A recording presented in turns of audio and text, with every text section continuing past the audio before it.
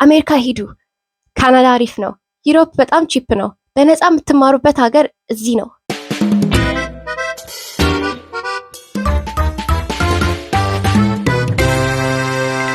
ይህንን ቪዲዮ ዛሬ ይዤ የመጣሁት አንድን ሀገር ከመምረጣችሁ በፊት ምን ምን መስፈርቶች ያሟላል ወይ ደግሞ እኔ ምን ምን መስፈርቶችን አሟላለሁ ብላችሁ እንድትጠይቁ ነው። አንድን ሀገር እዚህ ነው መማረው ብላችሁ ከመምረጣችሁ በፊት 4 መስፈርቶች ላይ መዝኑት። አንደኛው ቱዊሽን ፊ። እኔ መጀመሪያ የስተዲ አብሮድን ስጀምር ለአይልትስ እንኳን የምከፍለው ገንዘብ አልነበረኝም። ለዛ the first thing that I did ትምህርት ቤቶቹን በቱዊሽን ፊ ወይ በባጀቴ ካታጎራይዝ ማድረግ ነበረ። እንደኔ ኤክስፒሪየንስ አሜሪካ፣ ካናዳ፣ ዩኤስኤ ፓርሻል ስኮላርሺፕ እንኳን ቢሰጧችሁ ቱዊሽን ፊ በጣም ኤክስፔንሲቭ ነው። ሚንዋይል ዩሮፕ ሀገሮች ደግሞ ቱዊሽን ፊያቸው በጣም ያነሰ ነው። ለምሳሌ እንደ ኢታሊ እና ፍራንስ ቱዊሽን ፊ እንኳን ከፍዬ ልማር ብል ወደ 300 ዩሮ ብቻ ነው በአመት የምከፍለው። ጀርመኒ ደግሞ ፍሪ ቱዊሽን ፊ፣ ቱዊሽን ምንም ሳትከፍሉ ያስተምሯቸዋል። ቱዊሽን ፊው ስንት ነው? ስኮላርሺፕ አለ ወይ? እዛ ትምህርት ቤት ራሱ ስኮላርሺፕ ባይኖረው የገቨርንመንት ስኮላርሺፕ አፕላይ ማድረግ እችላለሁ ወይ? ሌላኛው ደግሞ አፕሊኬሽን ፊ ነው።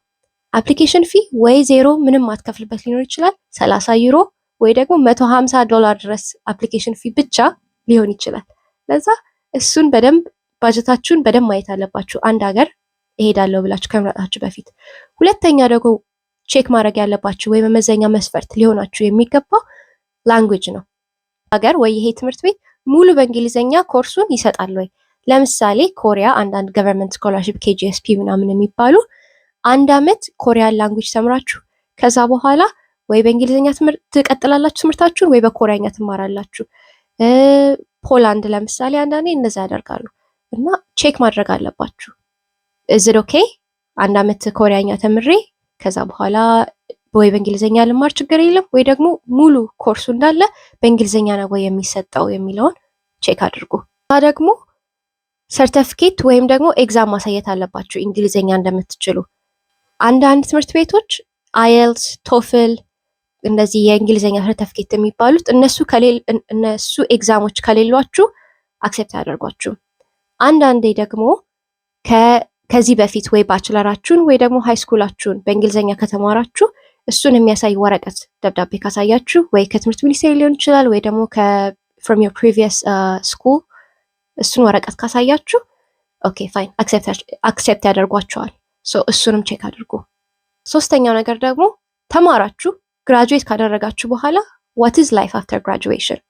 ተማራችሁ ከጨረሳችሁ በኋላ የስራ ፍቃድ ይሰጣችኋል ወይ? ምሳሌ አሁን ዩኬ ብናይ ዩኬ ተምራችሁ ከጨረሳችሁ በኋላ ወይ ማስተርሳችሁን ባችለራችሁን ለ18 ወር ስራ የመፈለጊያ ቪዛ ይሰጣችኋል። ለዛ 18 ወር እዛው ሀገር ተቀምጣችሁ ስራ መፈለግ ትችላላችሁ። ስፔን፣ ኢታሊ፣ ጀርመኒ፣ ዩኤስ እንደዚህ የ1 አመት የ2 አመት ቪዛ ይሰጣሉ ስራ እንድትፈልጉ። እሱን ቼክ አድርጉ። አራተኛውና ሞስት ኢምፖርታንት ደግሞ ቼክ ማድረግ ያለባችሁ የእናንተ ዶክመንት እና አካደሚክ ባክግራውንዳችሁ ነው። አፕላይ ለምታረጉት ትምህርት ቤት ወይም አገር ሪያሊስቲክ መሆን አለባችሁ። የሃይስኩል ዲፕሎማ ከያዛችሁ ለባችለርስ ነው አፕላይ ማድረግ ያለባችሁ። የባችለር ዲፕሎማ ከያዛችሁ ደግሞ ለማስተርስ ነው። የማስተርስ ካላችሁ ለፒኤችዲ ወይ ደግሞ ለሌላ ማስተርስ። የባችለር ካላችሁ አንዳንዴ ቀጥታ ለፒኤችዲ ወይ ኮምባይንድ ማስተርስ እና ፒኤችዲ ሊሰጡ ይችላሉ። እሱንም ቼክ አድርጉ። አካዳሚካሊ ጥሩ ከሆናችሁ እንደዛ ማድረግ ትችላላችሁ። ቀጥታ ከባችለርስ ወደ ፒኤችዲ መሄድ ትችላላችሁ። ሪያሊስቲክ ሆናችሁ ያለኝ ዶክመንት ምንድን ነው? ቤዚክ ደግሞ 5 የሚያስፈልጉ ዶክመንቶች አሉ። አንድ ሀገር አፕላይ ለማድረግ የትኛውም ሀገር አፕላይ ለማድረግ 5 ዶክመንቶቹ ካላችሁ ቤዚኩ አፕላይ ለማድረግ ብቁ ናችሁ። ከዛ በኋላ ሰፖርቲንግ ዶክመንቶችም ያስፈልጋሉ። የእሱን ቪዲዮ ደግሞ ከታች ሊንክ ላይ አስቀምጬላችኋለሁ። ከዚህ በፊት ይሄንን ቪዲዮ ሰርቻለሁ 5 የሚያስፈልጓችሁ ዶክመንቶችን ብዬ እሱን ቼክ ማድረግ ትችላላችሁ። ቅድም እንዳልኩት እኔ በ2026 አሁን እንደ አዲስ ወይ ባችለርን ወይ ማስተርስም አፕላይ ላድርግ ብል አንድ ሀገርን ወይ ለምን እንደምመርጠው የማይበት መስፈርት 4 ናቸው። አንደኛ ፋይናንሻሊ እንዴት ነው ሰፖርት ማደርገው ራሴን፣ ስኮላርሺፕ ይሰጣሉ ወይስ መክፈል እችላለሁ ወይ? ሁለተኛ ደግሞ ቋንቋ የሀገርን ቋንቋ ተምሬ ከዛ በኋላ ኮርሶችን በዛ ቋንቋ መውሰድ እችላለሁ ወይስ በእንግሊዝኛ ነው መማር የምፈልገው ለዛ ሙሉ ኢንታይርሊ ኢን ኢንግሊሽ የሚሰጡ ፕሮግራሞችን ነው የምፈልገው ወይ?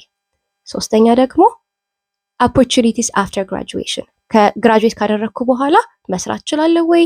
አገሬ ነው የምመለሰው ወይ? የትኛውን ነው ብዬ ቼክ ማድረግ አለብኝ። አራተኛውና ሞስት ኢምፖርታንትሊ do I have the documents ዶክመንቶቹ አለኝ ወይ? አፕላይ ማድረግ እችላለሁ ወይ? ብቁ ነው ወይ? ብቁ ነኝ ወይ እዛ ትምህርት ቤት ወይ እዛ ሀገር አፕላይ ለማድረግ የሚለውን ቼክ አደርጋለሁ ማለት ነው። እነዚህ 4 ጥያቄዎችን መመለስ ከቻላችሁ ኤቭሪቲንግ ክሊር ይሆንላችኋል። የሆነ ሰው እዚህ ሀገር ሂዱ ወይ እዚህ ሀገር ርካሽ ነው ወይ ያኛው ሀገር ስኮላርሺፕ ይሰጣል ስላላችሁ ሳይሆን ራሳችሁ መስፈርቱን አመዛዝናችሁ ነው የመረጣችሁት ማለት ነው። በሚቀጥለው ቪዲዮዎች የተለያዩ ሀገሮችን ለምን መምረጥ እንዳለባችሁ፣ ፕሮስ ኤንድ ኮንስ፣ ስለ ስኮላርሺፖች፣ አንድ ተማሪ ውጭ ሀገር መሄድ ከፈለገ ምን ስቴፖችን መከተል አለበት የሚሉትን ቪዲዮዎች እሰራለሁ። ሌላ አይዲያ ካላችሁ ይሄንን ኮንተንት ስለዚህ ቶፒክ ስለዚህ ቪዲዮ ስሪልኝ ደግሞ ካላችሁ ኮሜንት ዳውን ቢሎ። ኤክስፕሎር ልዕልት ነኝ። አመሰግናለሁ ስለተከታተላችሁኝ። ባይ